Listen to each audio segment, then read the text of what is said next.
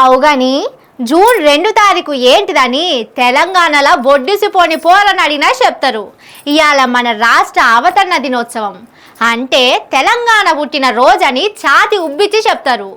ఏ కైకిలి కూలి చేసేటోళ్ళని అడిగినా ఇవాళ తెలంగాణ వచ్చిన రోజని మారు ఆలోచన చేయకుండా చెప్తారు. అదేందో కానీ కొండా సురేఖ అక్కకే ఇవాళ ఏం దినమో తెలుస్తలేదు. ఉత్తగానే మార్చిపోయింది అక్క. పాపం మంత్రి అయినాక మస్తు బిజీగా ఉండే వరకు అన్ని యాది మరుస్తున్నట్టుంది అక్క. మంత్రి కొండా సురేఖ అక్క సోషల్ మీడియాకు మళ్ళా పని పెట్టింది కదా. పాపం నవ్వేటోళ్ళ ముంగట బోర్ల పడ్డట్టు ఊకే సోషల్ మీడియా మీమర్స్ కు దొరికిపోవుడు అక్కకు వీక్నెస్ లెక్క అయిపోయినట్టుంది. ఇవాళ రాష్ట్ర అవతరణ దినోత్సవ సంబురాల్లా స్పీచ్ ఇచ్చుకుంటా ఏమన్నదో ఈనుర్రి. Where tradition meets progress, that is why we all are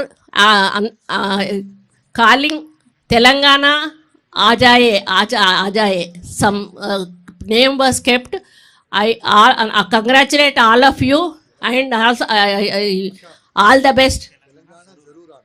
Telangana जरूर आना, ये हमारा सिंबल है. और I want to congratulate all the participants and I am telling all the best to you.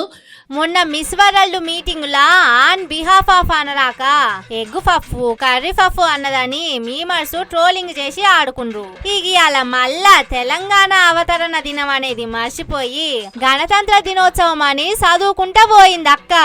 ప్రజలకు ప్రతి ఒక్కరికి కూడా ఈ మరి గణతంత్ర ఈరోజు జరుపుకుంటున్నటువంటి మరి కార్యక్రమంలో మీరందరూ పాల్గొన్నందుకు పాపం అక్క ఏం కన్ఫ్యూజన్ ఉన్నదో. రాజున్న స్పీచ్ ను కూడా చదవనీకే గింత తెట్టగిల్ల కాబట్టే మందిల స్పీచ్ చదవాలంటే అక్కకు టెన్షన్ అయినట్టున్నది.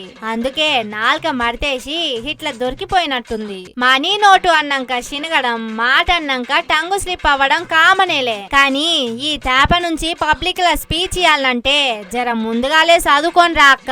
తెలంగాణ మంత్రులకు చూసుకుంటా కూడా చదవనీక రాదా అంటే మీకంటే ఎక్కువ మాకే బాధ అవుతుందని కామెంట్లు చేస్తుర్రు నెటిజన్లు.